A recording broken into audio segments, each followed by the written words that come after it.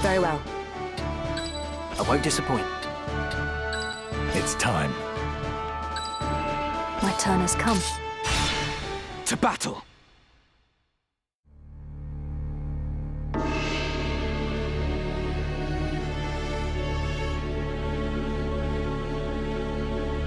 I see Gafgarian's sword was no match for his words. Then again, perhaps the fault lies with his adversary. Beowulf blood is not given to spill easily, even when thinned with that of a courtesan, it would seem. But enough is enough. You overstay your welcome. As I am loath to waste time and effort, I shall make you an offer. Leave the Aura site, and then leave Lionel. Refuse, and you will find my hospitality wanting. Where is Lady Ivalice? You mean to free her? What then? House Beowulf would see her dead. That is why you defied your kin, thereby marking yourself an outcast, and came to me, seeking the Church's aid. By taking the princess into my care, I merely granted you your wish. What would you have of me now? Answer me! Where is Lady Ivalice? Bound for Zeltenia. Her Highness has chosen to accept our hand in aid over yours. You lie! I'll not be deceived. Her Highness undertakes to claim the throne of her own volition. She spreads her wings. Even so, she will need a steady hand to guide her, and yours falters. Who better then than us to stand at her side? She saw this. Why not you? There's no reason you should not join us as well. The thought of besting your brothers holds no allure. We care no less for this world's fate than you. Together, we can change Ivalice for the better. I have no wish to change the world. But nor can I stand by while our people suffer and die on the whim of some select few. Do you truly believe you can change it? Not even I am so naive as that. Nescient humility from one possessed of such an artifact. That stone you hold can twist the very weave of nature, to say nothing of the world. Yet I fear my efforts are wasted on you. Though artful are the words of man, conviction they do lack. You place your faith in the unseen, upholding such a sacred truth. Ignorance begets ignorance as the blind lead the blind, and I despair to see it. I despair of mankind. Very well. I will demonstrate the stone's power. The power of God's true!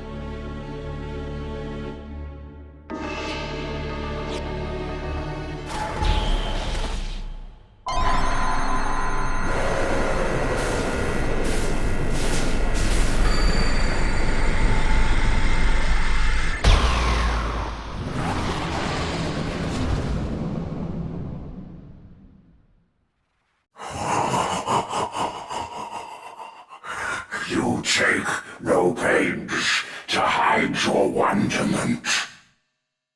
How I shall delight to watch you die. Each excruciation, ecstasy.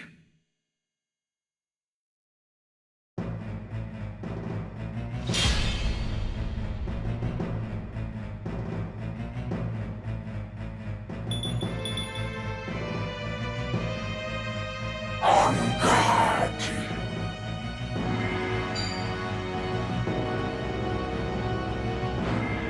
Tremble in fear.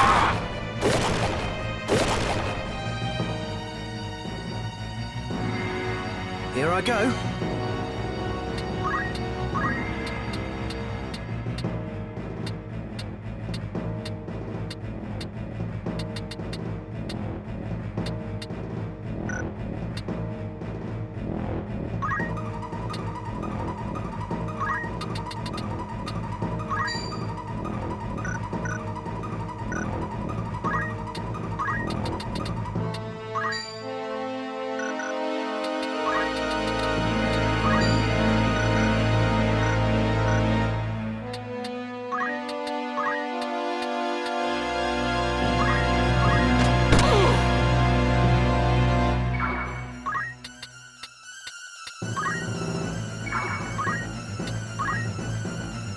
This is Auracite's sacred power?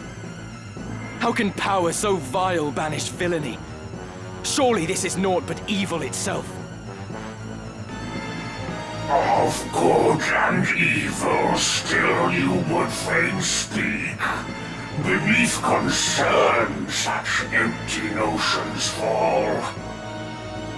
Although no more ought I expect of you. For the ocean of Lucavi power, the minds of men are naught but trickling streams. The power of the Lucavi? What are you? What have you done with the Cardinal?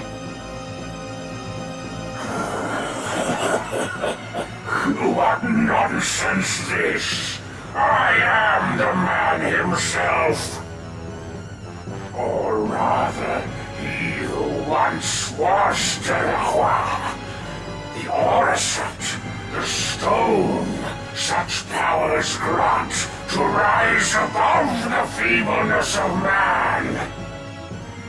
Creation's laws restrain and rule me not. Astride your moral order do I stand. I am a god become. Come on.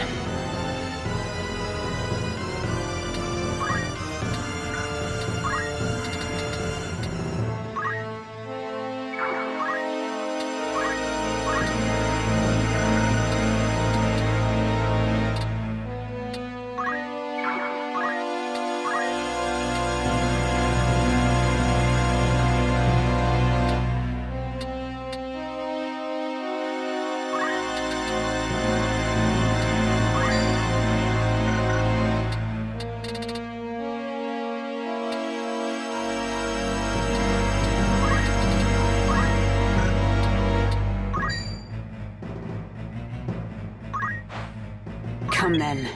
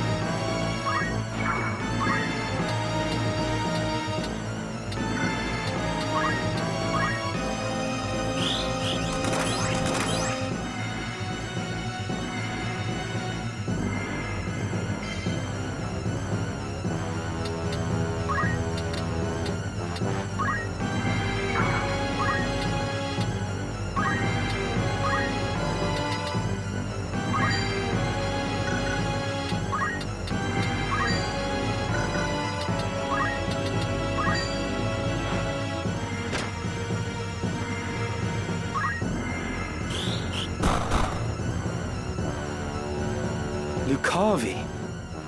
If memory serves, the word is ancient Ivalician for transcendent one. But can it be possible? Can he truly have transcended mortality? A god I am. No simpler terms there are. No divinity would assume a form so foul. You are no being of immaculate light.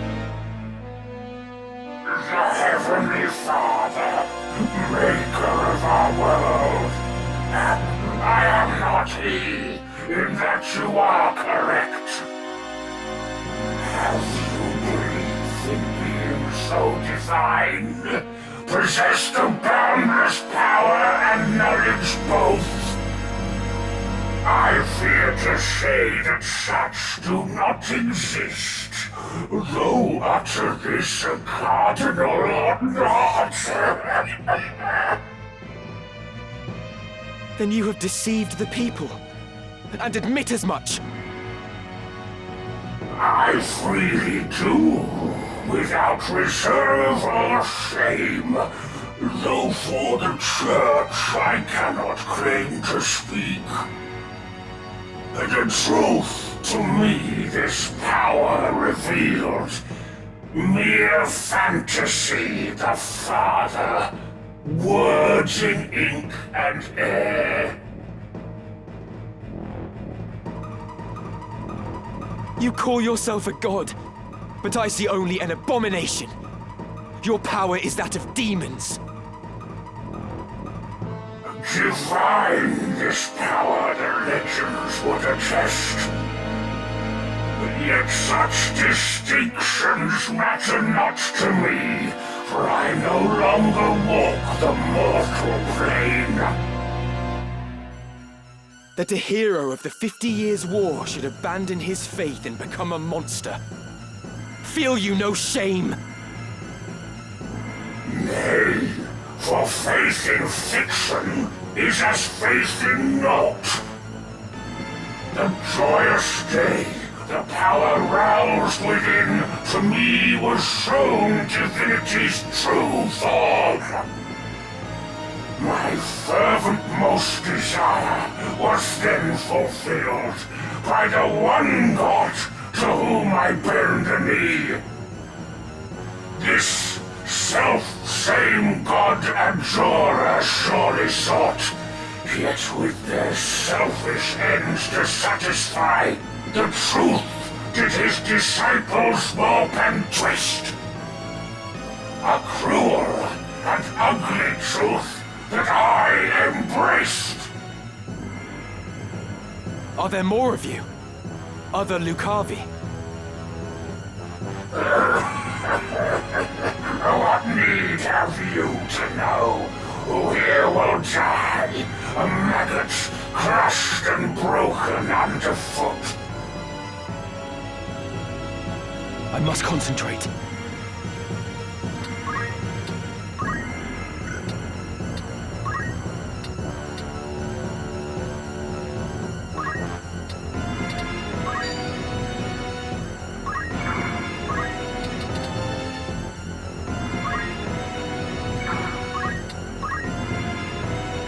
What is this I behold?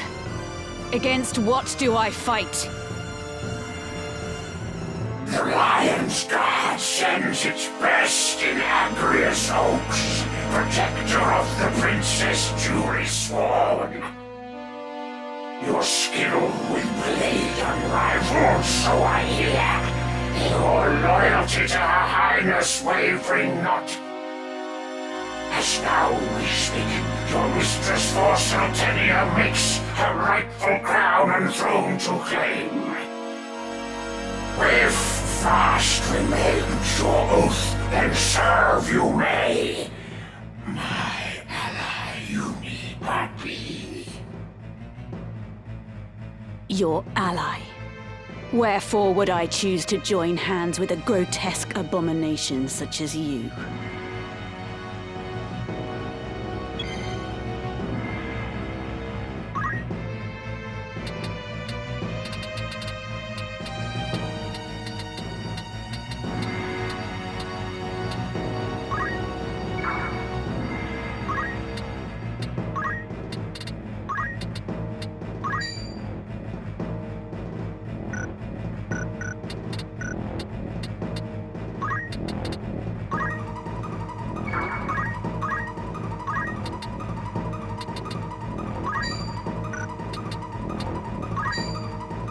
By heaven's will upon heart etched, let minds impure be cleansed. Divine ruination!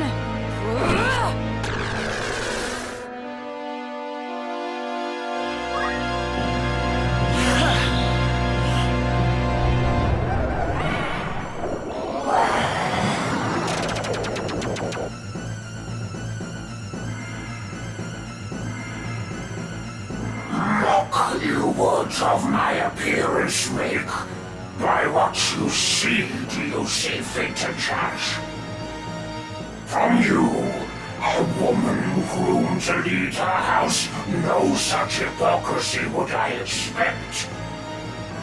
No matter your deeds, for no more reason than your form, denied respect you are. By form alone you judge, though neath unchanged I am, the self-same man as hero hailed. Immensely Agrias disappoints you too. If you are unchanged as you claim, why go to such lengths for power? Nay, your vile form is a reflection of what lies beneath. You claim to have transcended, but all I see before me is a fallen man. Once, mayhap, your heart was pure, but in seeking power at any cost, you allowed it to be corrupted. You've not transcended mortality, but forsaken your humanity. You are naught but the ghost of a man clinging to his basest desires.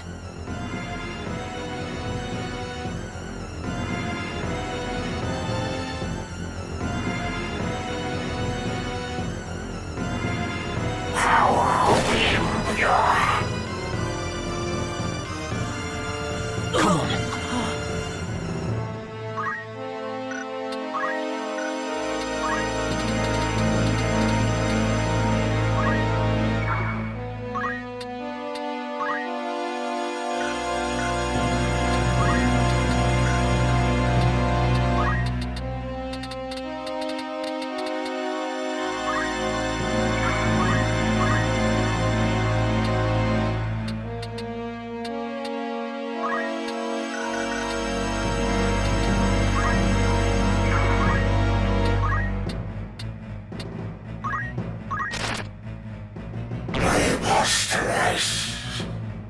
No. On might divine I call. On might divine I call. I must concentrate.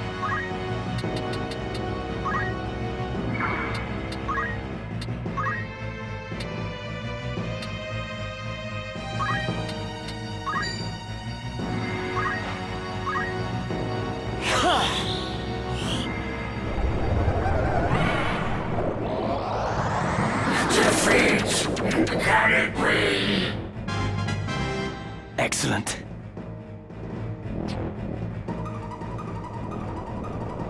How strange that I, undying, here should die. The death come ere high seraph could descend. Oh, would that these eyes could witness spell.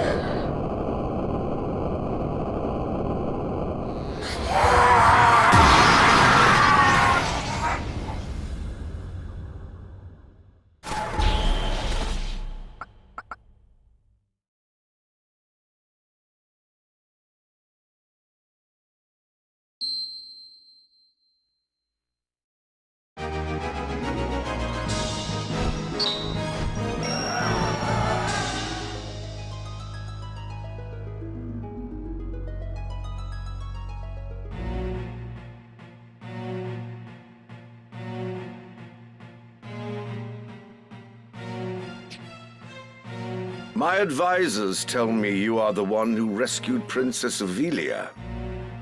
I would have you tell me more. I am Delita Hyrule, a Black Ram lieutenant in the service of His Excellency the Baron Grimms. His Excellency dispatched me to rescue the princess, and so I did, disguised as one of your own. A sheep in lion's clothing. Now I have returned. Hyrule, you say? That is not a name I've heard before. I had thought Baron Grimm's and his black rams felled in battle against the Eye a fortnight past. Indeed. That dark news spurred me to return with all the greater haste. 'Tis only by virtue of my mission that I was spared the fate of my comrades. May the Father grant them rest. How fares the princess? She is weary yet from her long journey. She sleeps as if among the dead. I can well imagine. Now, is it true you brought a prisoner? It is. The man is privy to the conspiracy, and I would have him lay it bare to your grace. Bring the prisoner forth.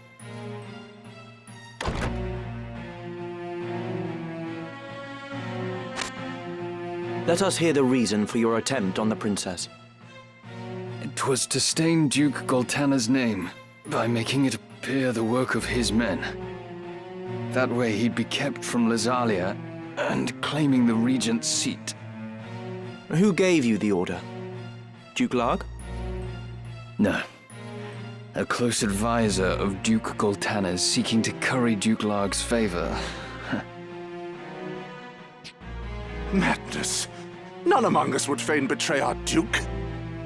This is clearly an attempt to undermine us by sowing mistrust. Silence this man before he can spout more absurdness. I would hear it nonetheless. Who was it? Well, Name the one who gave the order. I'd have your protection. On my honor as a knight. Speak. 'Twas the man who stands before me. Chancellor Glavain. What? How dare you? I do not even know you, knave! Who put you to it?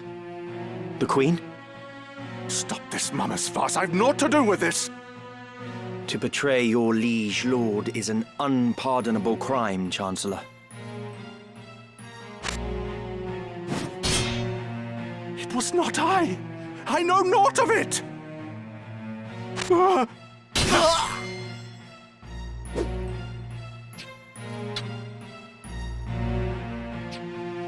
Forgive me if I presume overmuch, Your Grace, but now is not the time for bandied words.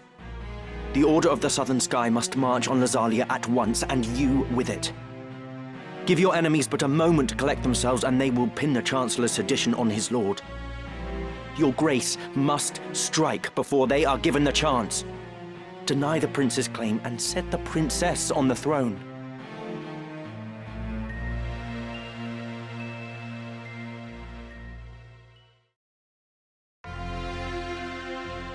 Following his sack of the royal capital of Lazalia, Duke Goltana, the Black Lion, banished Queen Luveria to Besselat for her hand in the conspiracy, and crowned Princess Ovelia queen. But Duke Larg, the White Lion, insisting that Prince Orinus was the true and rightful heir, at once crowned the child prince and declared himself regent.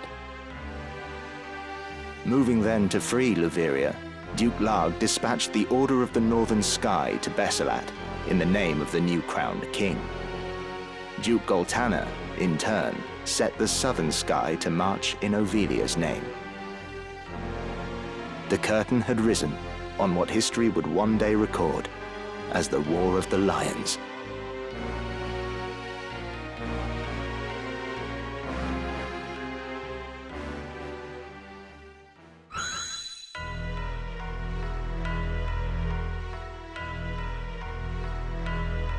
This past evenfall, the count stood at 200,000. 400 if both sides be counted. The number of casualties is not our sole concern. That was to be expected. And so too the depletion of our stores. No, it is this drought that threatens us. The markets are bare and tax collections fall short. With prices as they are, We can lay in supplies for another half-year at best. Duke Larg must surely face like difficulties. It rained unceasingly in Galleon this season. The grain rotted in the fields before it could be harvested. The real trouble lies in war's wake. There is no work. Whole villages have been displaced. My son Oren tells me over 100,000 have already fled to Lazalia, and more pour in by the day. Ha!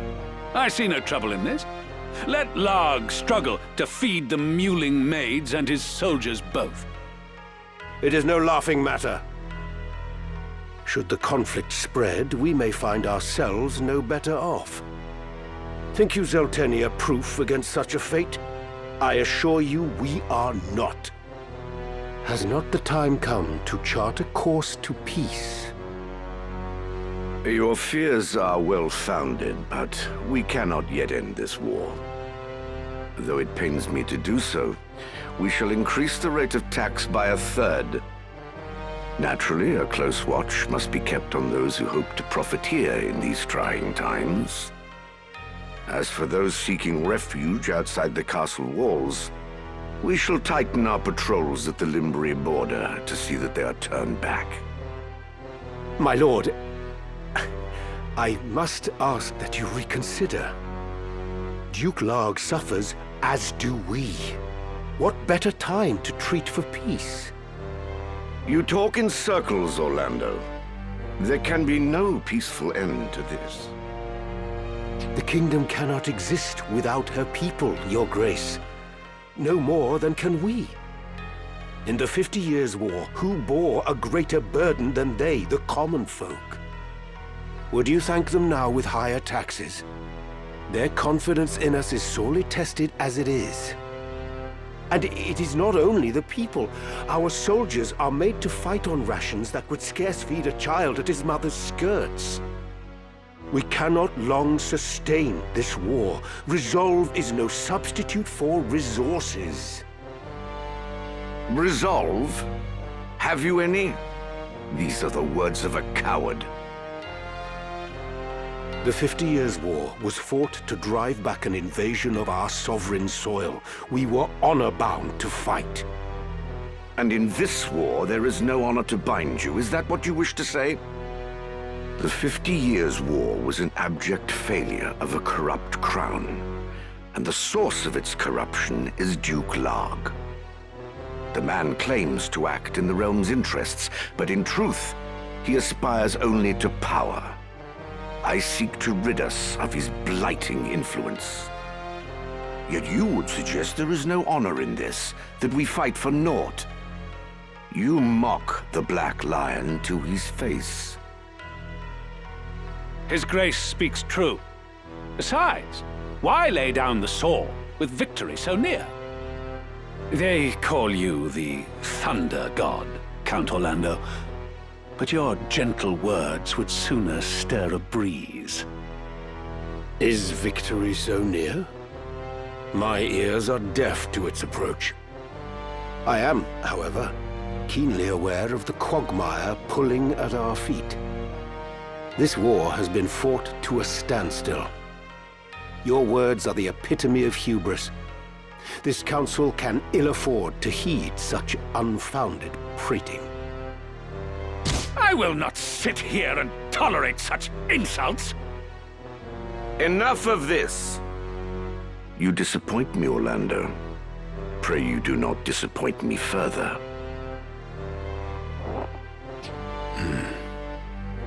I will say this but once. Any man who cares not for the course I've chosen had best remove himself now.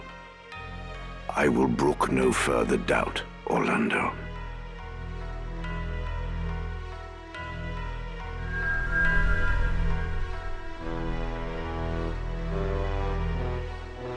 The Leader once told me he was swimming against some unseen current. If this current rushed towards war, and the world with it, what hope did I have to fight it? I made for Lazalia to tell Zalbarg that someone dictated this war from the shadows, and to test my own legs against the current.